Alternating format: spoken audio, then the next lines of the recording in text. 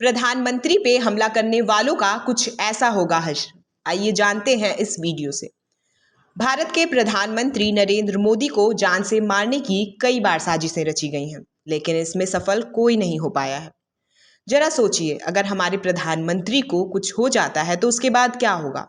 या फिर यूं कहें कि नरेंद्र मोदी को कोई मार देता है तो इस परिस्थिति में क्या होगा? चलिए जानते हैं।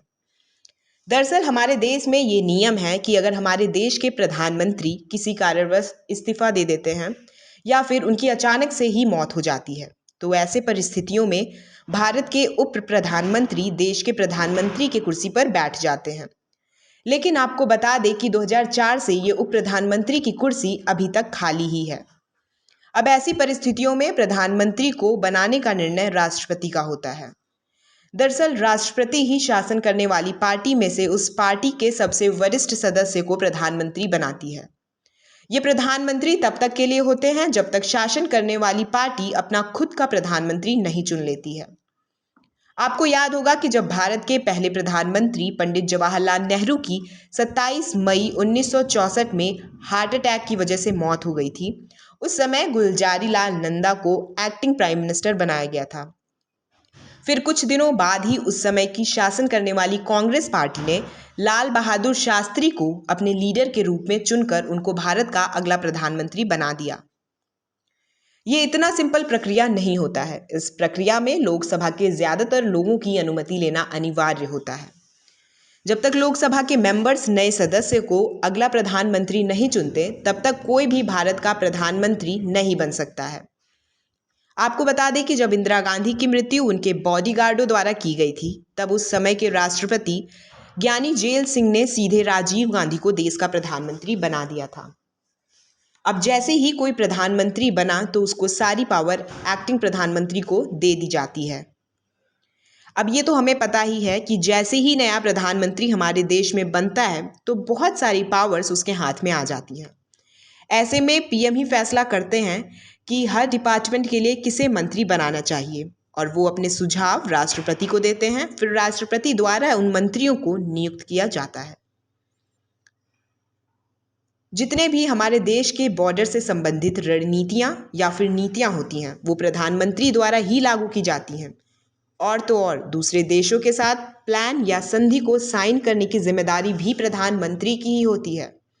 अब बात करते हैं, अगर हमारे देश के प्रधानमंत्री को कुछ हो जाता है तो ऐसे में क्या होगा?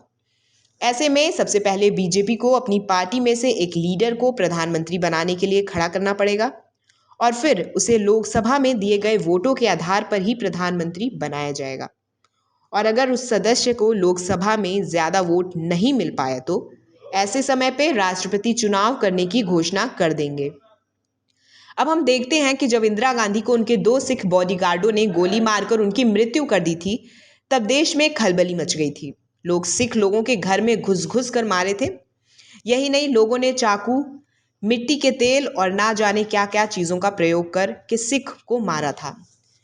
तो और कई जगहों पर सिख यात्रियों को ट्रेनों और बसों से निकाल निकाल कर जलाया तक गया था। इंदिरा गांधी के मौत के 4 दिन बाद ही करीबन 8,000 सिखों को बहुत ही बुरी तरह से मारा गया था, और ये अशांति देश में कई दिनों तक भी चली थी।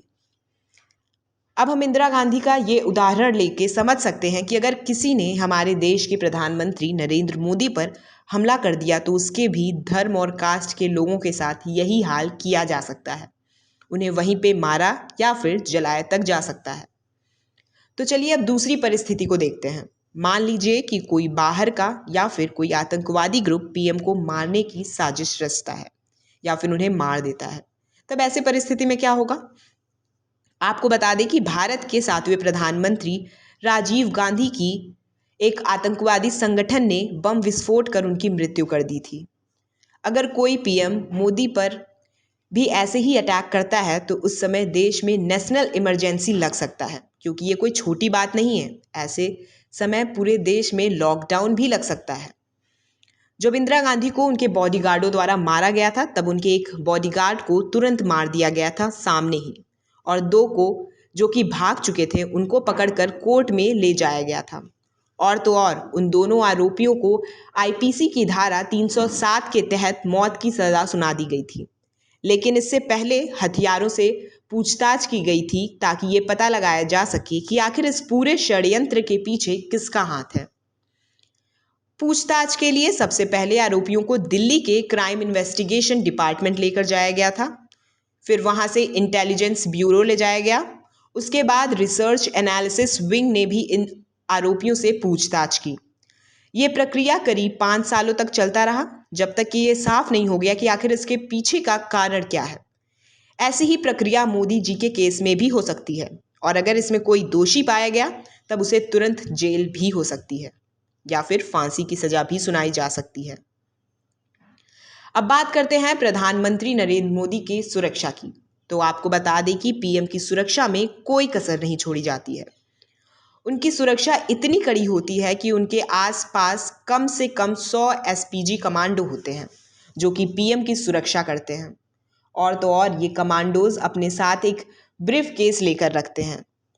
दरअसल ये ब्रीफ केस में एक पिस्टल होता है जो कि खतरे के समय प्रयोग किया जाता है। अगर प्रधानमंत्री को कोई भी खतरा होता है तब इस पिस्टल का प्रयोग करके किसी भी तरह की गोलाबारी से पीएम को बचाया जा सकता है, और इस पिस्टल को एसपीजी के कमांडो द्वारा ही प्रयोग किया जाता है। आपको बता दें कि पीएम मोदी को मारने के लिए कई बार प्रयत्न किए जा चुके हैं।